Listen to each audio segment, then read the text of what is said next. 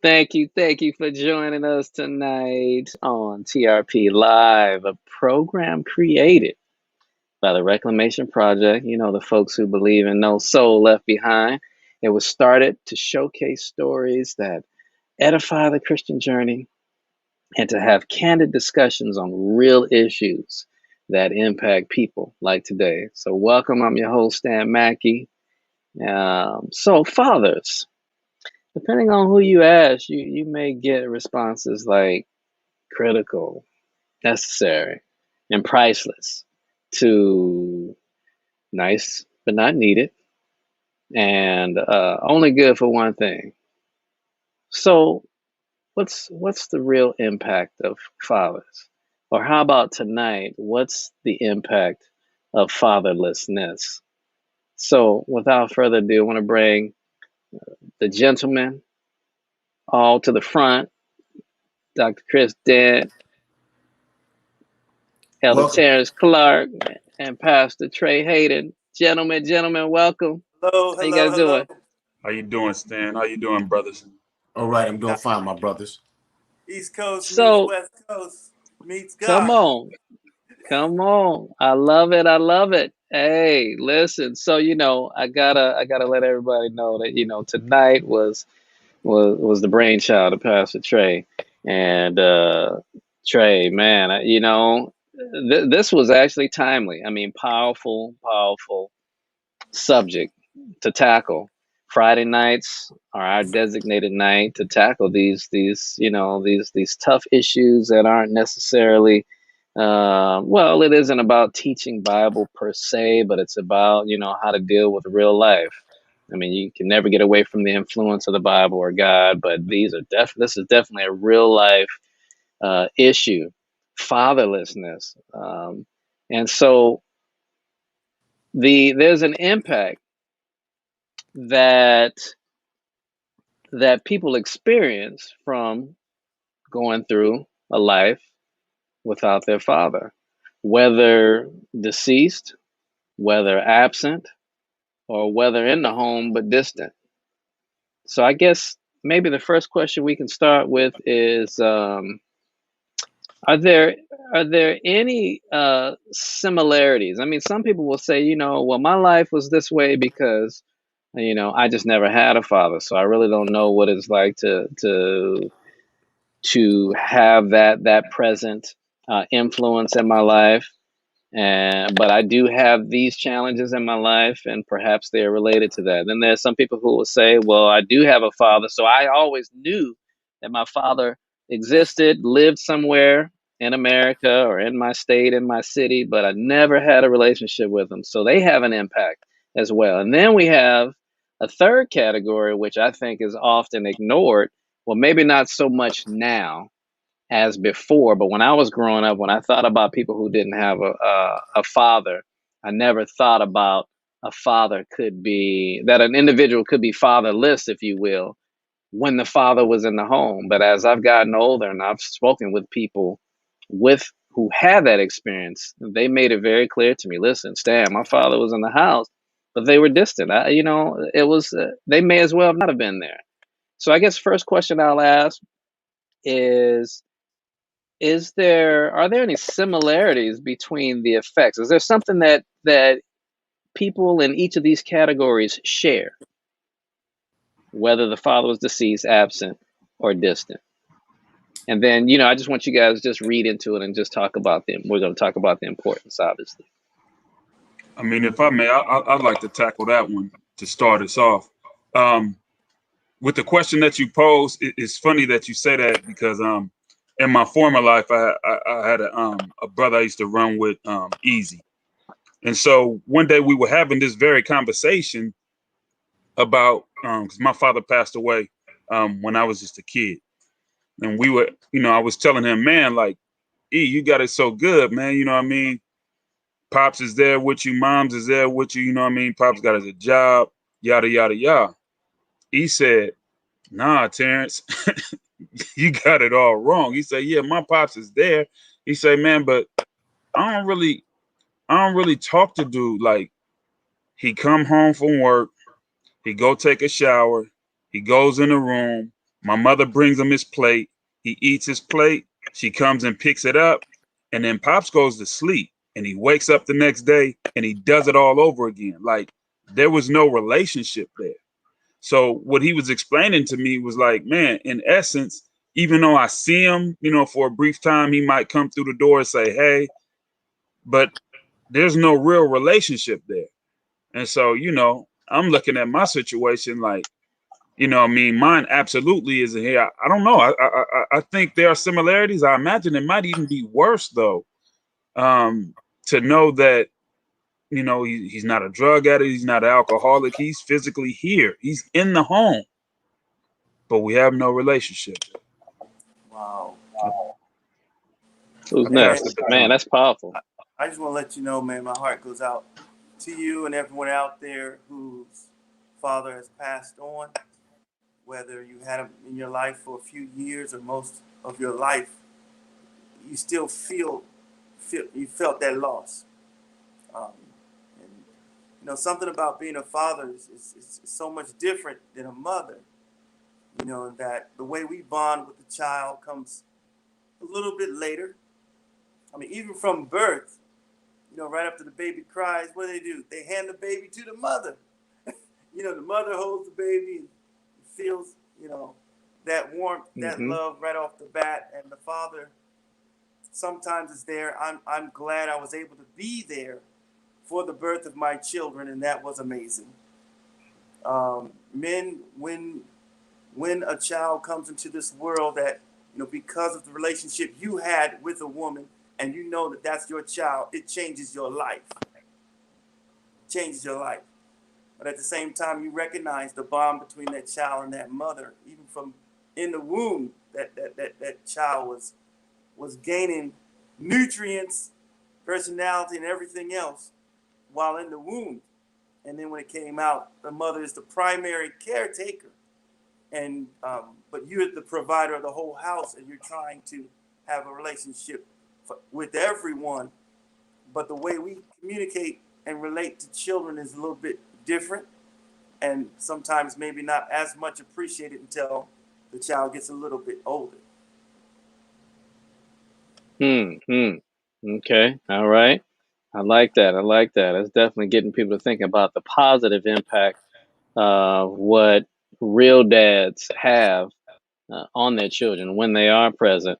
And we're gonna come back. We're gonna hit that one hard too, because if I may say, I'm looking here at this screen. I see four men that are representative of good fathers, example fathers, and that's awesome to have. So we're going to talk about what it takes also before we end the broadcast to become that, to be that, and to become that.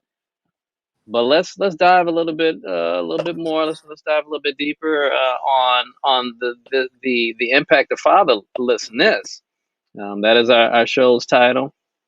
This was I'm not sure, Trey, what was the catalyst for this? Well, most certainly it's Father's Day weekend, and not everyone is going to get to enjoy the experience of celebrating a dad for one reason or another, whether deceased, whether absent, or whether distance, perhaps. But I'm not sure what was the source, what was the catalyst behind this. But this is just so powerful. This experience of fatherlessness most certainly needs to be addressed. Doc, I see you. Chris, I see you raising your finger. You want to go ahead? Yeah, we have two schools here. We have an old school and then we have a new school. Terrence brought up the old school. Old school was the father was the financial provider. That's the old school. The new school, he stays home. Just came out in the news today that there was a man that worked in the White House, and he was the first one to receive time off for 2 weeks to take care of his boy. So two different worlds. Terrence, friend, articulated the old school. The father was the provider. He was the powerhouse, and everyone knew. And he had such an influence when he came home or before he came home. You couldn't even sit in his chair. Because Mama said, hold up, that's Papa's chair. No one sits in Papa's chair. And then our reply was, well, he ain't here. And Mom said, he ain't got to be here. That's Papa's chair. And nobody sits in Papa's chair until he gets home. He has to give you permission. So we have to look at this from two different schools right now. And it's difficult. We may articulate a little later, but it's hard being as specific in African-American male, specifically through COVID. Why? There's a lot of jobs have been lost. And you still walk around the house saying, I'm the head of the house. And the wife is saying, well, what are you actually bringing to the table? So maybe deal with that a little later. But I just want you to know there's some similarities, but you have to look at it from two different schools. And I'm from the old school, so I was blessed because I grew up with grandparents, plural, and uncles and aunties that had full access to me. So that means they could tell me what to do and I could not comment back. And then when I got home, I got disciplined again because somebody else had to tell me something. So there's a lot of similarities, but All right. I'll just say this in closing. I thank God that my dad is still in the land of the living, and he knows it. Amen. And I'm going to celebrate him, even though he's going to be 89 years old. I'm going to celebrate his life, and I'm currently taking care of my dad and trying to help him as much as possible. Why? Because when I was an infant, he took care of me. Well, you know what? I like to submit to you that I'm just gonna say real. Let me use the word real for lack of a better term. The real dads not only take care of their children, but they take care of their fathers also when the time comes. But let me play devil's advocate with you and challenge you on this assertion that you've made that we need to look at things from two different schools. While I believe I understand where you're going with that sometimes we need to use a different criteria in how we grade situations or individuals or perhaps even roles based on the era in which we are considering. Let me share this with you, remind you of something that you already knew. While yours and my parents' generation is old school, and we're actually getting to the point where we're considered old school too to our kids. But while they're considered old school, they're actually considered new school compared to a different school thousands of years ago. When I think about some stories that I've heard about individual fathers who took care of their families, I'm not impressed to believe, I could be wrong, but I'm not impressed to believe that they used the excuse that they were working and providing for as justification for not having put in time with their children. When I think about Joseph, when I think about Joseph, that is, I'm sorry, Jacob. Jacob, also known as Israel. When I think about Abraham, I see them as very hands-on, but I see them also as individuals who took care of their family. They provided for their family. In fact, when we think about it, we're talking about more than almost 2,000 years BC. Women weren't really contributing at all to the financial element of families. It was always the men, but those men seem to find ways to put in time with their kids. But let me come up a little bit closer. When I think about I don't know, David. He had a lot of kids. Maybe he's not the best example, but when I read about him, I get the sense that he put in time with his kids. So is it possible that even though you're a provider, that you still have some obligation, some way, somehow to leave a mark on your children, on your sons? And I'm gonna say this last thing before I pass the baton, and that is, I know we live in a world where we're part of a generation who likes to highlight the silver lining. We may have been the recipient of an absentee father, but when we get older and when we become independent and we no longer need the protection, the financial support of a parent, including the father, we take the high road, we rise above, and we say, you know what, my father didn't do this, but he was still good because he did this. We find that silver lining. We're good for that. But to someone who may be listening, who's struggling, is that, do they need to hear something else? Do they need to? Do we need to be real with them and not always want to end or highlight the silver lining, and just be real and just lay it on the way it deserves? I don't know, but I'm just posing a question. So now let me pass the baton. Yeah. Can I Oh, can I just say this real quick that there's a documented um, there are statistics that are out there that share that a lack of a father in the home causes a certain dynamic. Look, if you want to take a nation out, you take the men out. All right, everybody understands that. You take the men out of the home, you destroy them. You can take that whole nation. And it's the breakdown of the family. Homes without fathers. The statistics are horrendous. You're talking about 3 to 4 to 5 times more likely to have identity crisis, depression, school dropouts, drug abuse, and so forth and so on, and trouble with the law, doing time in jail. It matches quite often the lack of the father figure in the home yeah. as the cause from childhood that was never truly corrected. See, the way God created men, and we are territorial. So now you take that in the home, that basically means that when the man put his foot down, you cross that line, it's you and me, buddy. Mm-hmm. It's a different kind of dynamic of relation, and a child understands that. The child understands Mm-hmm. the deepness of the man's voice. The child understands just looking at the strength of his arms and just feeling the coarseness of his beard. He knows, look, I better not mess with that one. So, but when he's not in the house, the child has a tendency to spread their wings a little further than they should, uh, treat the mother with disrespect, and they're only trying to figure some things out, but nothing can kind of harness them in like the father could. And then later on, they have problems with other authority figures.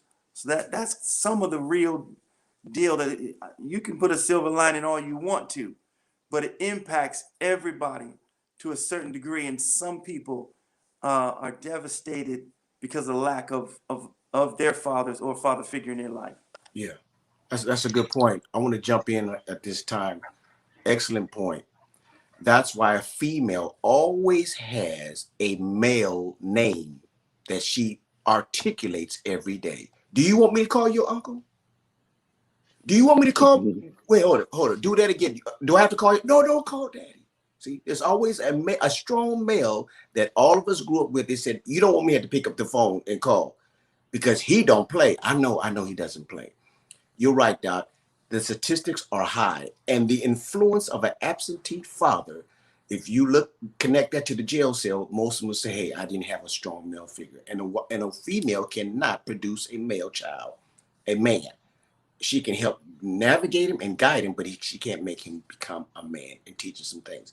Now, let me end by saying this.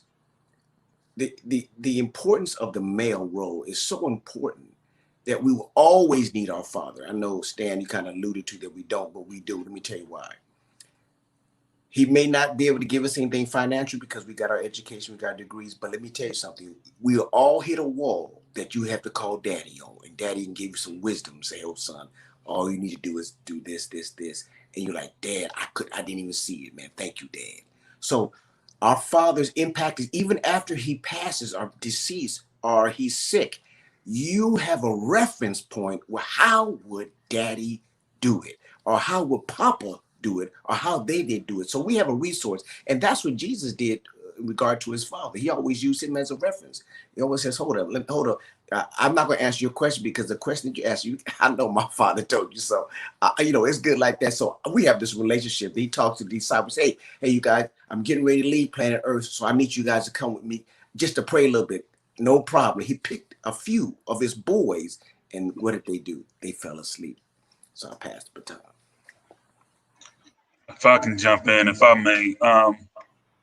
Mm-hmm. Wow. It's funny. You guys don't know how much truth you're speaking. I check all the boxes. I can tell you that. Unless you've experienced it yourself, you absolutely have no idea what it feels like. I mean, my entire life has been trying to figure out just exactly who I was because of the absence of my father. But I read this series of books by an author named Koesi Kunjufu, and the title of these books, it was called "Countering the Conspiracy to Destroy Our Black Boys." Now, what I found intriguing about a certain section in this book, I forget if it was volume 1 or volume 2, but what he said was that with a little African American boy in grade school, chances are, more times than not, his teacher, his instructor, is going to be a Caucasian woman. Now, somewhere around the 4th and 5th grade, you notice this young boy begins to change in height and stature. So then he gets to a point where he can see eye to eye with this woman, right? So then he begins to challenge her. But if you notice, if and when he comes into contact, and I can look back in retrospect for myself and think about all of the male Black teachers that I had in elementary school, and when my brothers and my sister and I, we talk about, because we had the same teachers, we all went to the same elementary school, we all say, all two of them? I we had say, none. actually I we didn't had have 3. any. But we would all say, yeah, that Dr. Chris Dent, he don't play. You go in his class, when he say be quiet, you sit down and be quiet, right? Like it was not a game. There was no standing up, trying to challenge this man. There was a certain level of respect. And so he also included in this study that the fact was in the home this happens, where at a certain point, even though mama's putting food on the table and mama's keeping a roof over our heads, but at a certain point, we're old school. So old folks used to say, oh, you smelling yourself now because you want to show out, Yeah. right? You want to challenge mama. She telling you to sit down and eat those peas. You talking about, I don't have to eat those peas. Right. You ate those peas. I don't care what you said. Yes, you did. We talk about that off screen. But anyhow, the Right. truth of the matter is, those are the facts though. Those really are the facts. But the depression, I've had my bouts with that. The identity crisis, I've had my bouts with that, because you really are trying to figure out who you are. It's not so much about, it'd be nice to have had someone to teach you how to tie your shoes or how to tie a tie, or, go out and teach you how to drive, or, things of that nature. Those are cool. But I think it all ties back to what Dr. Dent described. And it was that real relational component of it, that when I hit this wall, when I encounter a situation that I'm not familiar with, that I can call on my dad. Yeah. Listen, I'm gonna close with this. I'm gonna pass the baton, but let me say this. Y'all know I'm from Oakland. So I grew up a diehard Oakland Raider fan, not a Raider fan, an Oakland Raider fan. Mm-hmm. And I grew up a diehard A's fan. Y'all don't know how much it hurt to sit on my front porch and watch my neighbors across the street with their father, my neighbor next door to me with their father. So the one across the street is going to to either the Raider game or the A's game. The one next door is going to the Raider game or to a soccer match. My mama's at work, and I appreciate that. But my mama's at work, and I know my father is not coming down the street. He's not driving up. It's not happening, right? And so that leaves you to start wondering all kinds of things, and that's when the devil, he puts his bid in, and you start getting into some foolishness. Yeah. But we can discuss that later on down the line. I'll pass the baton for now. Man, hey, that's powerful, Terrence. Man, if you know nothing else, know that somebody listening to this broadcast tonight will be grateful because they can relate. They very well may be able to relate exactly to your experience, and that brings me to this. So, we're talking about this impact of fatherlessness, and I do want to touch on perhaps what is the impact on the mom on a home where it's a single parented, obviously a single parented home, but what's the impact on the mom? What is she going through by having an absentee father or perhaps a deceased father?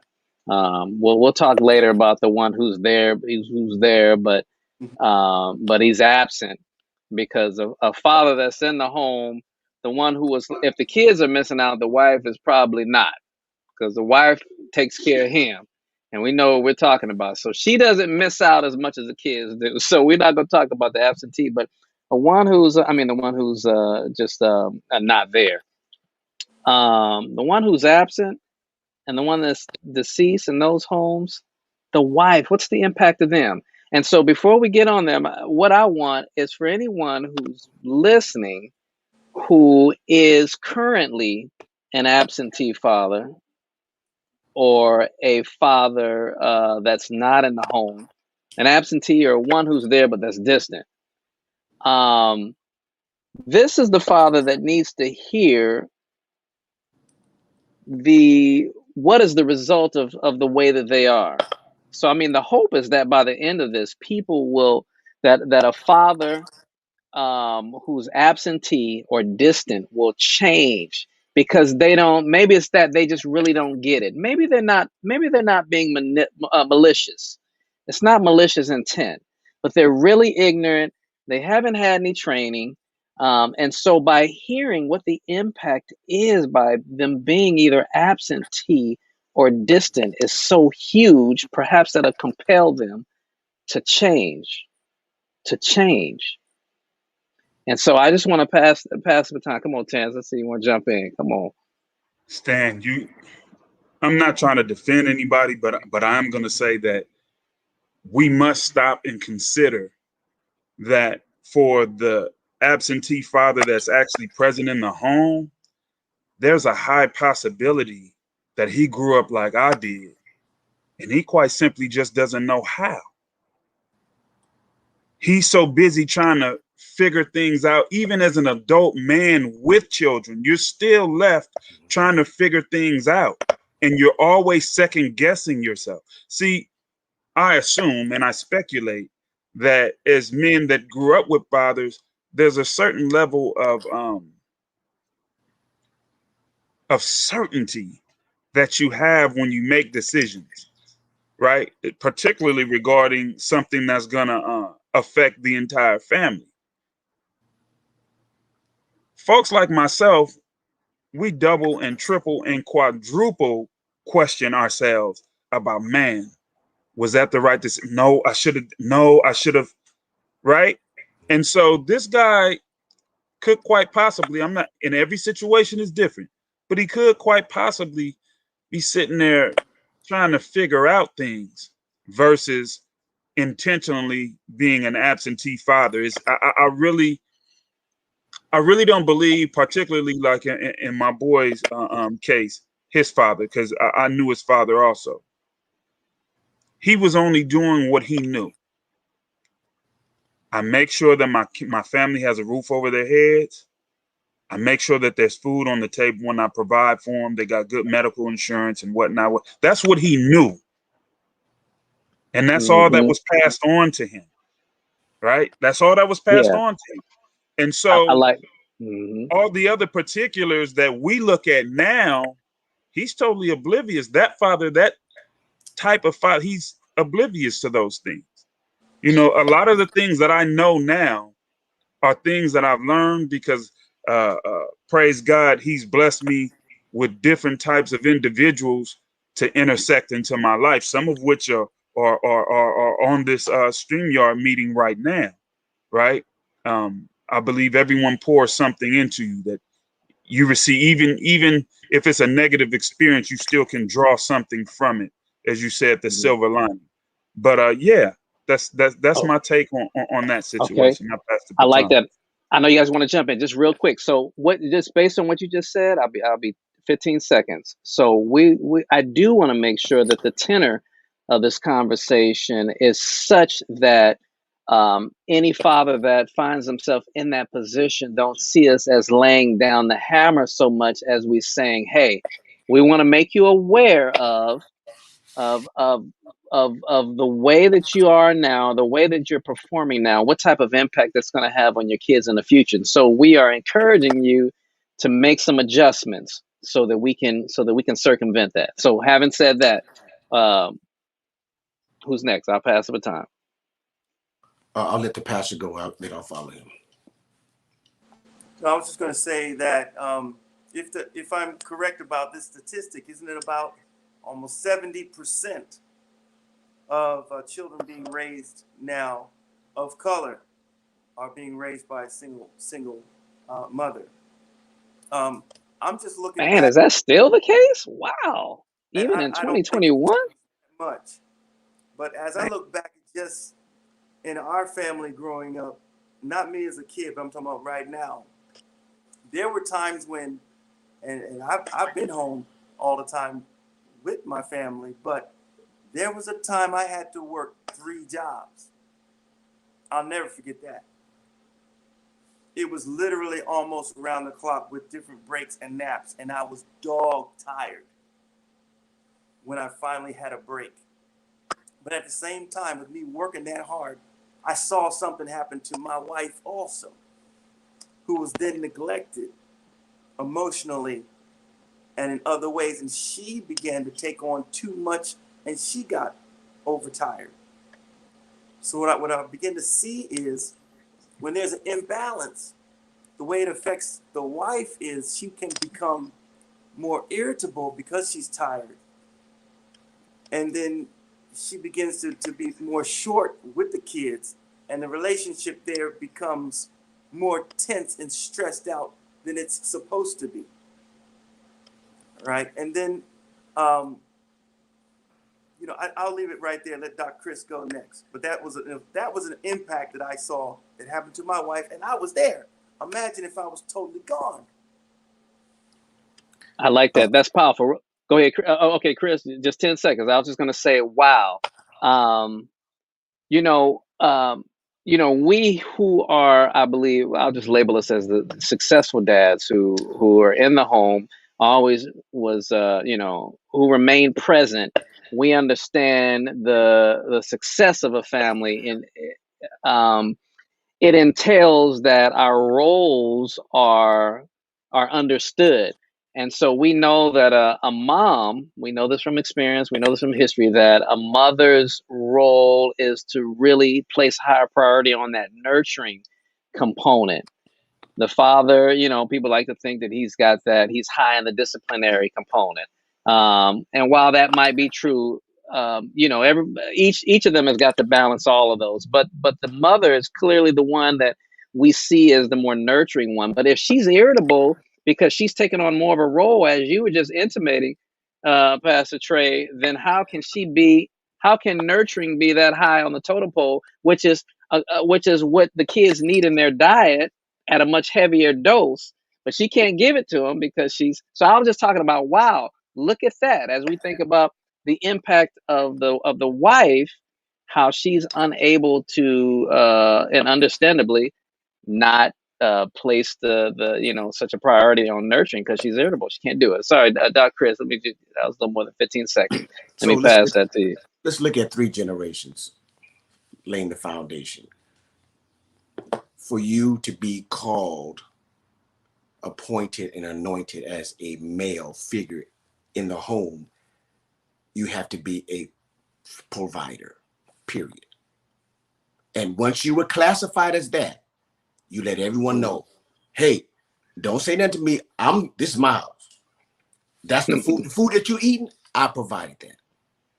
So now the man is removed.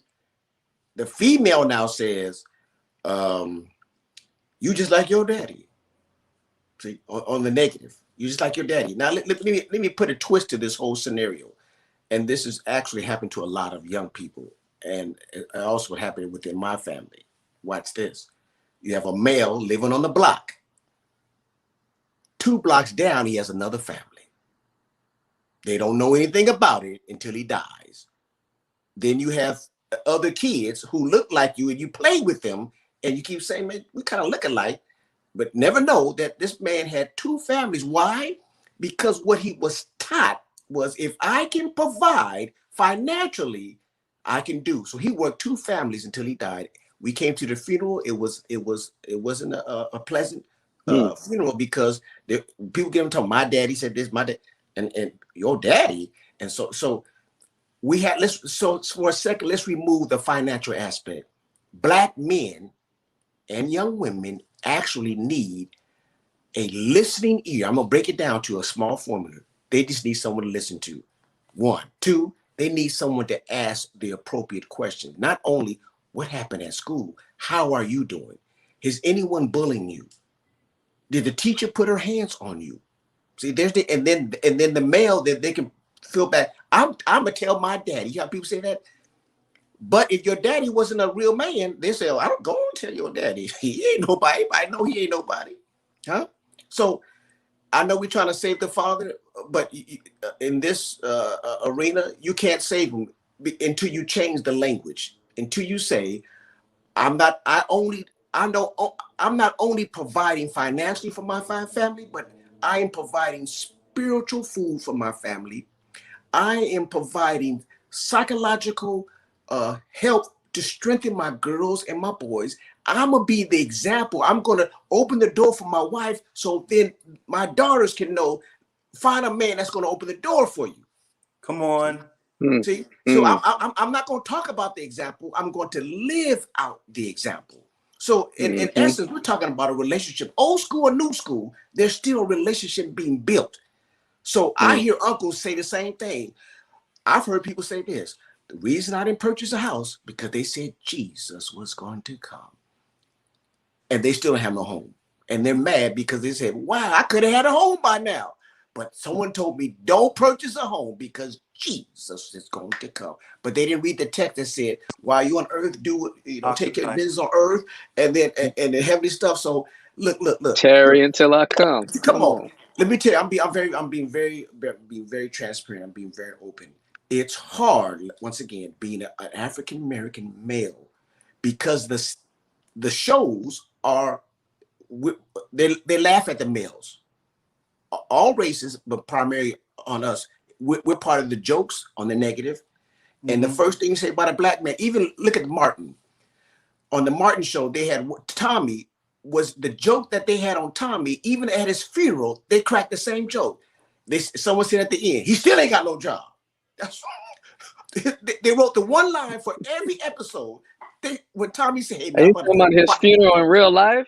Yeah, in real life, when he died in Atlanta, Georgia, at the funeral, they said, Tommy, well, sorry, bro, but you still ain't got no job. That was the joke that stuck with him. So I've heard a lot of old school people say, Daddy was in the home, but he was not a part of the home. And what Terrence articulated, that affects so many families. And Terrence, I felt for you, and let me tell you why I understand you. I had a father that was in the home, but he was disabled. So I had a father that was blind. But what my father did said, turn the TV up so I can hear what you see. So that was my participation. It was limited. So if I had to go to the game, I had to take my dad to the game, and had a position. We had to pay more seats so he can hear the game.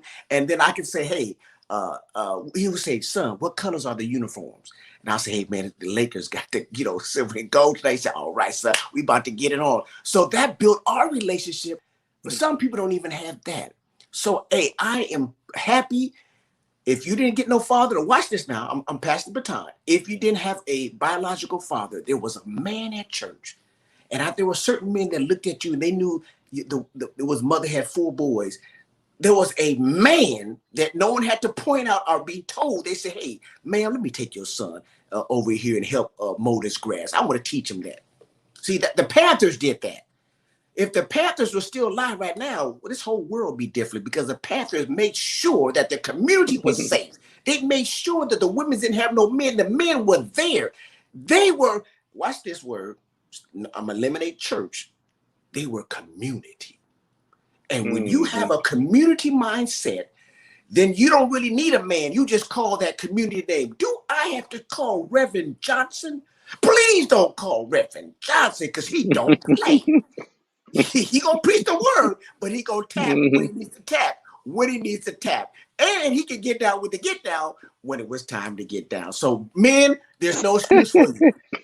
There's no excuse for you. And it's not about this, because there's a lot of girls who say, my dad didn't even know that I was a virgin. But when I wanted the prom dress, he gave me the money. When I went to shoe, there's some fathers right now.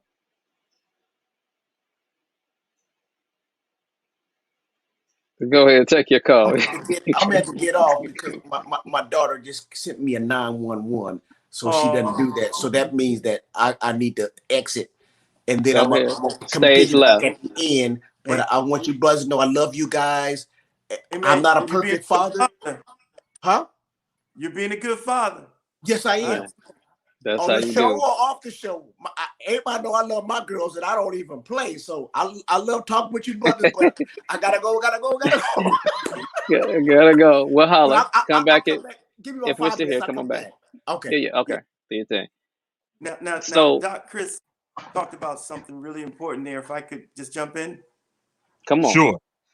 You know, about the role of a father in the home growing up is I mean, we have that community, and there are ways that God can send other father figures that can help you, but it still can't replace those formative years of childhood where men raise their children a little bit differently. That changes the child's outlook on life and confidence in themselves. I read an article of how men play with their children differently than women. Very seldom do you see a mother take her child and just throw her up in the air so high and catch him or her, boy or girl. But that's something fathers would do with their children. You know, very rarely would a mother carry a child around on the shoulders for half hour and running and playing and doing some rough and tough things and in the mud and creating and building certain things. But men statistically do these things with their children. And from what I remember reading in the article is that it shows the children that they can excel, that they can do big things, and they have more confidence, and they're more willing to take risks because they know that they can jump, but daddy's going to catch them. It doesn't matter, you know, they can take that risk, you know, they can achieve, and daddy believes in them and knows that they can do anything. So that gives them more confidence and almost that fierceness, because you know what, my daddy's got my back. And that on it throughout their life. Oh, no. You know what? That's an excellent point, Pastor Tré. I hear you exactly. You're saying basically that there is a period of time, there is a critical period of time during the upbringing of a child, and we can say more especially the boy, where the father's interaction is critical to his or her trajectory. Both. And by the time, I can believe that with both. And but by the time they've reached adolescence, you've kind of missed the window of making that impression upon them, on the child, that you could have otherwise done had it been carried out during their earlier years, developmental years. That is so apropos. I also want to mention that that we had a correction that came in. Karen Nicole, who is shared with us, actually, Doc David, I'm calling him Doc David Robinson right now by way of his wife, that that those numbers that you were mentioning, and this is actually encouraging. The numbers that you mentioned, while I gawked at them, I was appalled at how high the number, how that could be so high, even in 2020. It doesn't sound like it's changed in 20, 30 years. That should actually be adjusted to account for the fact that in some of those situations, that the father was present, albeit as much as they possibly could, because the parents weren't together, but there were fathers who were providing both financially and putting in time. So somehow those numbers need to be brought down, because they don't actually give a true picture, which thank you, David, for mentioning that, because that's encouraging to hear. So I just wanted to mention that. But how powerful that is that you just said, Pastor Tré, that while what Doc Chris said, while there's truth to what he said, we have to also keep in mind that during those early developmental years, if the father isn't present, Right. even if one arrives later on at the start of adolescence, it's kind of too late for some stuff. And You that's know, Stan, that's hmm. Yeah. go ahead. No, No, you go ahead. I was done. go ahead. Go ahead, Trey. No, I was. Go ahead, Come on. Pastor Trey. No, I was just going to also say, in terms of the impact on the mom. See the way God created the women; their bodies are shaped for childbearing, and so once they take on that role, the husband's role is to be the caretaker of everyone in the house. Now, so he nurtures, cares for, lifts up his wife as she goes through this very intimate time and bringing in the children into the world, and afterwards helps him with the children, then lifts his wife emotionally, financially, and everything else, so she can achieve all the dreams and the purpose that God has for her life moving forward, and lifts children up at the same time. The word husband meaning house band. He's literally the band of the whole house to keep everybody in line. And then lifts all the children so they can become all that God had them to become as well. But without him in the picture, the single mom has to spend so much time, energy, effort in the children, and it drains her to the point that it almost takes her out, and she can't achieve all the dreams that she had in her own individual life, because she doesn't have that help meet and that support by her side. So now she's mad at everybody. I'm mad at the man that left, and now I'm mad at all these baby kids that I can't do nothing with, and I'm mad at myself because I'm not where I should be. And all this is happening because the man is absent. And all of that Man. is because she's being asked to, or actually forced to, assume a role that she was not designed for. That's right. Right. And that's not a sexist statement. That's just the reality of it. Yeah. I'm glad you circled back to that, because that was my intention, was to circle back to that, because I believe that we may have stumbled across something in that when you were describing the situation where you were working the 3 jobs and you weren't as available to your family as you would have liked to have been, that your wife had to take on these additional responsibilities and she was a bit short with the kids. I've seen that in my own family, right? And so here's the thing. She wasn't receiving the nurturing from her husband that she would normally receive. And so therefore, when The she couldn't encouragement. receive that, she could not reciprocate that to the children. Right. And so once the man is removed, there's an automatic imbalance within the family home and family structure. Right. That's why God is this divine designer, Yes. right? He Yes. created things a specific way to function in a specific pattern. Another thing I Man. wanted to touch on was that, we talk about, Pastor Johnson, or, Uncle Ray Ray. Please don't call them. I will say that it depends on the spirit and personality of the kid. Because one problem that I always had for myself was, I don't care if you brought Debo up in there. I'm going to tell him, you're not my father. Mm-hmm. I don't want that. I don't want the surrogate God. I want my father. Mm-hmm. Right. Mm-hmm. So, I don't care how many heinous physical things you want to try to inflict upon me. It's not going to make a difference. Right. All you're going to do is let out some frustrations. But at the end of the day, you're going to be like, man, this kid ain't playing. Nah, I want my father. Right. Mm. You know what I mean? And you might have good intentions, but I want my father. Yeah. Right. And so then I had to accept that, Terrence, that's just not going to happen. It's just not going to happen. And to the mothers, I would say, man, it's one of the reasons why I really tip my hat to my mother. I know Dr. Dent talked about how his father was blind. My mother is legally blind, never driven a car a day in her life, but has purchased multiple homes, raised 3 boys and a girl. And so that's the part that I want to hone in on, is that environmental differences matter a lot. Yeah. Because you're talking about a woman that was raising 3 boys and a girl, but 3 boys in the 70s and into and through the crack era. Trying to keep a roof over our heads and get up and go to work every day, trying to make sure we getting up, going to school and doing everything we supposed. Man, that's a tall order. Yeah. Right? Now let's not forget what I shared with you guys earlier about countering the conspiracy to destroy our black boys. Now, my oldest brother graduated in 82, right?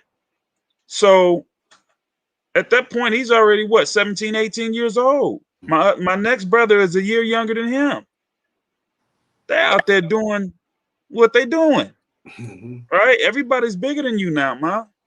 Those threats, they about what you're gonna do.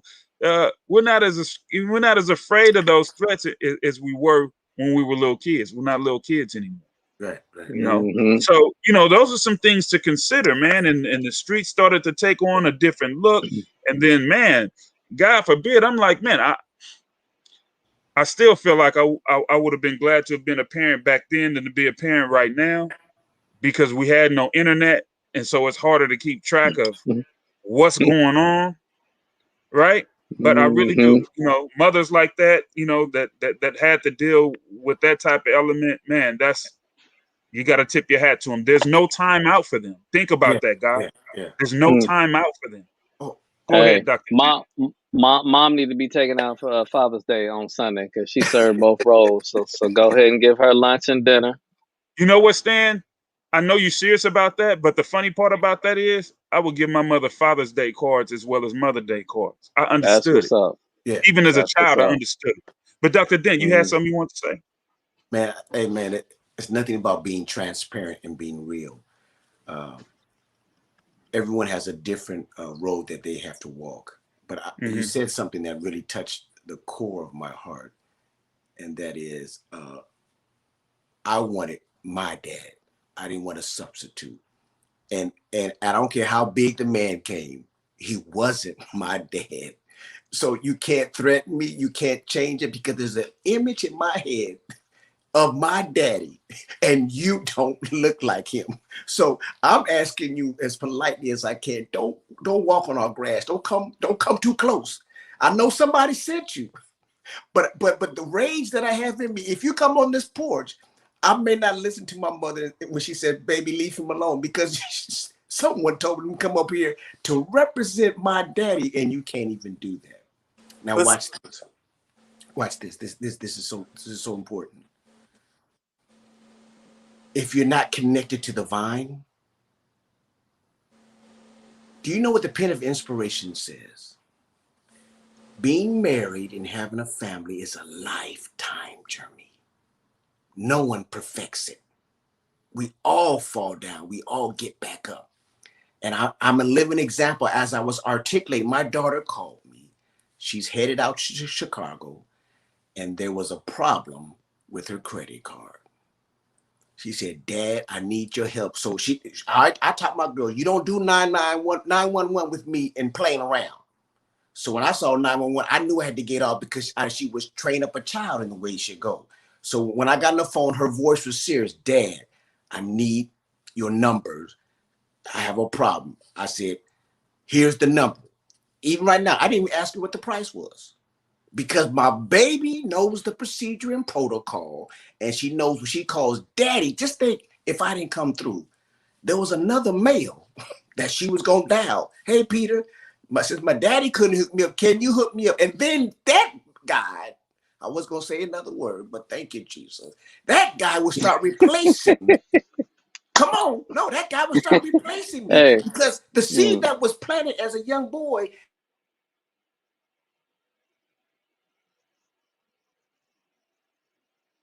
Sorry, You went on mute.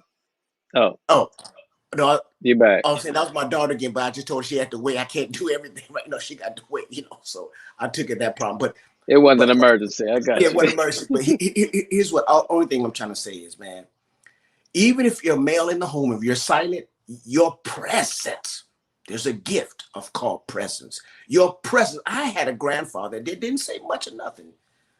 Do you know why I love Bonanza? Because of my grandfather.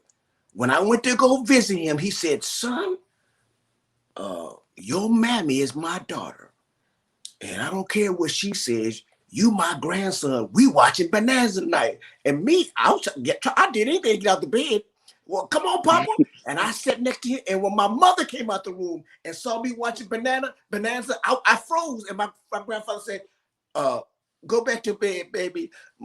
It's Papa and grandson time. And to this day, that's the reason I watched Bonanza, because it was quality time that I spent with my grandfather. Watch that. That's 40 years ago. That's called influence. So watch this. Here's a male sitting in the house. One, he's lazy. He smokes cigars all day, and he doesn't do nothing. But his presence, just being in the house, sets a tone. And some males smoke because they saw another male smoke that they looked at and respect. Some of us drink because they respected another male. Some of us curse. Some of us lie. Some of us steal, and so forth. The influence of the black men is positive and negative. Make sure you surround yourself with positive influence. The Nation of Islam is positive. Every time I drive down Crenshaw, they all think that I'm part of the brotherhood because of my countenance, how I carry myself, how I dress. There's a certain dress code that they have, and those brothers are serious. I'll go there sometimes. They'll just give me a bean pie, just because. And I'll ask for their brochure. I say, yes, I want to read your articles. Sure. They'll say, hey, man, here's a bean pie, man. It's $5. Man, I said, hey, no problem. They'll give to you. Why? Because when God moves on your life, I know we didn't mention God, but everywhere I go, I got to mention God. God is the one that sets us up.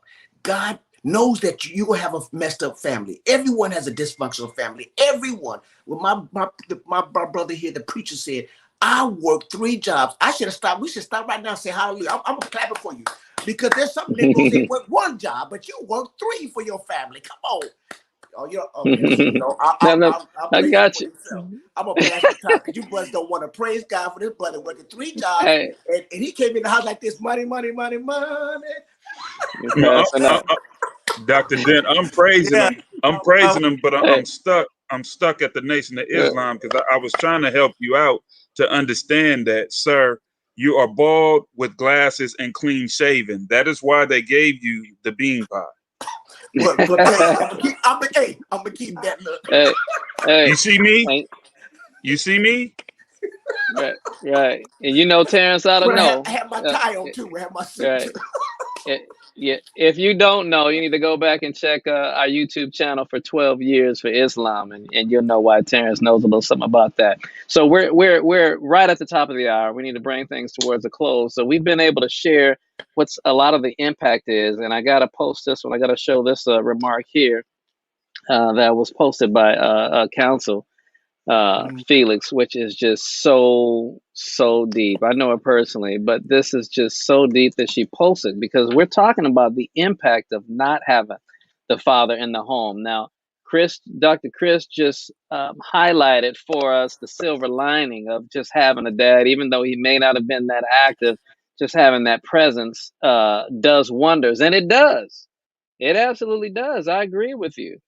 But what we hope to do by the end of this broadcast is to encourage fathers and fathers to be more than just a visible sight.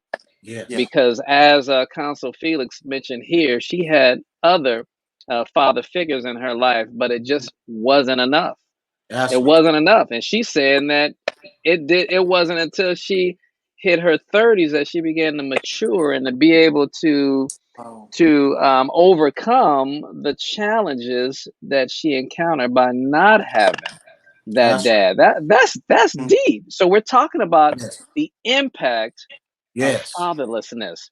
So as Yes. we begin to switch gears, the first question I want to ask, because someone listening may need to hear this. Well, first of all, what message do you all have for the absentee fathers? I want just go around the circle and just make an appeal, just a quick appeal to someone who's an absent father who may be saying, "Well, the mother is difficult, and I just don't want to deal with her," and so that's why I love my kids, but what do you say to that father?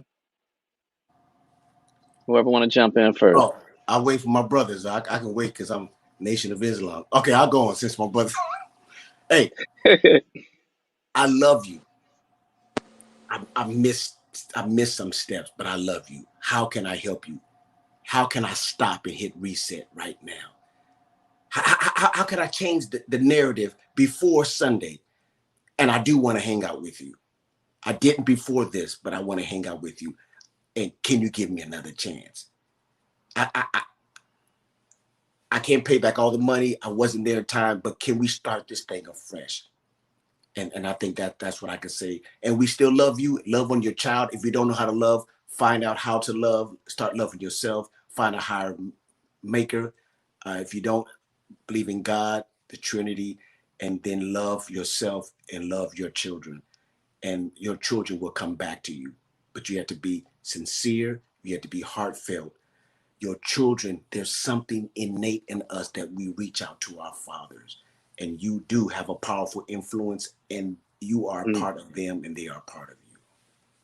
that's powerful. Men apologize and they keep it moving. Come on, who's next? Who's next? What do you say to? And since we're even getting closer to the time, and Doc Chris just gave us a nice exhaustive version. Let me just add this other question for the two of you. Um, Distant fathers, but also fathers to be. So say something to them that will, we got Father's Day in 2 days. Perhaps something can be done in a matter of 2 days that will compel a child to want to acknowledge and celebrate their father. Maybe in just something that can be said. Nonetheless, what would you say? What's your message to distant fathers or fathers to be who are going to be a father? What's your message to them? I think you mentioned something earlier about time when you went back into the Bible and were pulling up some of the patriarchs and prophets, and you talked about how it appeared to you in the Bible that they knew how to spend time with their families, invest in families, and they valued families. And I would just say that if you are a distant dad, you may not be aware, but most likely you probably are. But just spend more time with them and try to do some things they like to do, and then invite them to just hang with you in some activities and things that you do. Don't try too hard. It's going to happen natural because the more they hang out, they just be like, "Hey, Dad, guess what happened?" They start telling you stuff, Mm-hmm. and you don't have to ask what went on last night and all this kind of stuff. Just hang with them. You okay? And teach them something that you know they'll appreciate it, and be there for them as that safety net. And we discipline early to set them on the right track. But when they get older, we're not in the back beating them. No, life is going to beat them up enough. Mm-hmm. Now all they Hmm. need is for you to talk to them and counsel them and help them so that they can learn their lesson and know that dad is actually on my side. Yeah. And it's someone I can call on That's when right. I'm in trouble. In fact, because we're not as overly emotional, which is debatable, But my children have learned now later on in life, if they want to talk to the parent that's not going to flip their lid all the way off, they might want to talk to their dad first. Now, when before, they definitely want to go to their mom first because they ain't want to get hit. I like that. So let me just be clear before Elder Terrence jumps in, because I want to make sure they understand this. Are you saying that it's really that simple? So we got people, we got fathers or fathers to be who may be listening. Are you really saying that in order to have a positive impact, it doesn't have to be a trip to Disneyland, or it doesn't have to be something really extravagant? You just hang out with them? No, be there. Be there for them. Be there for their games. Be there for their concerts. Be there when they graduate. When they just and then be there in the house when it's for no reason other than, hey, just because we want to spend time together. I used to have this thing where I had daddy time with my kids, which was basically I took them to the dollar store. I have 4 children, and I said, hey kids, we're going to the store, and you can get anything you want, one item. Get whatever you pick, your daddy can afford it. And we Come laugh on, come about it on. to this day. But we still have daddy time. I I have love to it. take them one at a time now, and it costs much Right, more. But guess right. what the Sabbath is? With the word Come Abba on. in the middle of it, which means daddy. The Sabbath, the day of rest, is daddy time.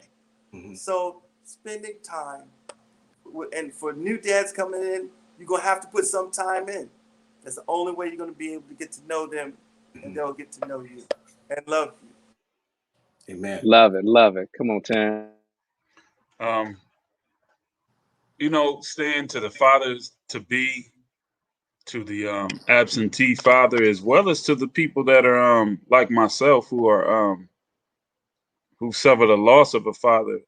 I would say, first of all, as Dr. Dent shared with us, own up to your lack of a relationship with your kid, your part, the role that you play. You have to own that. These kids today, everybody talking about keeping it 100. That's one thing you can't lie about. Mm-hmm. Don't try to make up excuses as to why you weren't there. Just look, I'm sorry. Mm-hmm. That's the best. That's the best foundation to start with is honesty.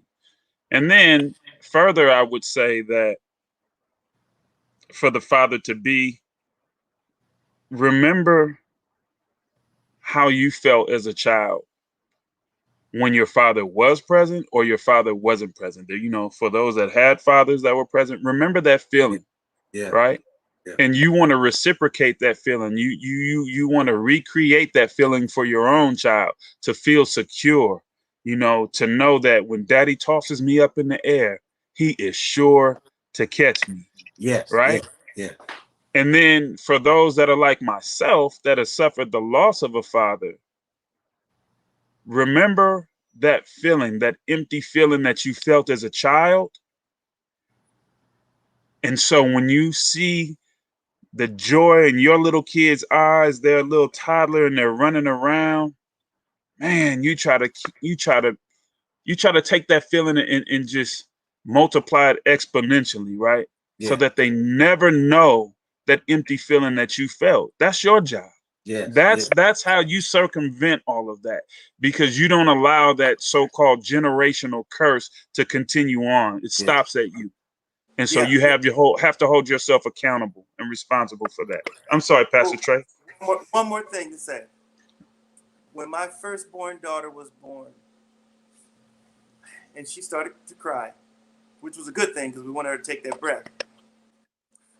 But then she wasn't stopping.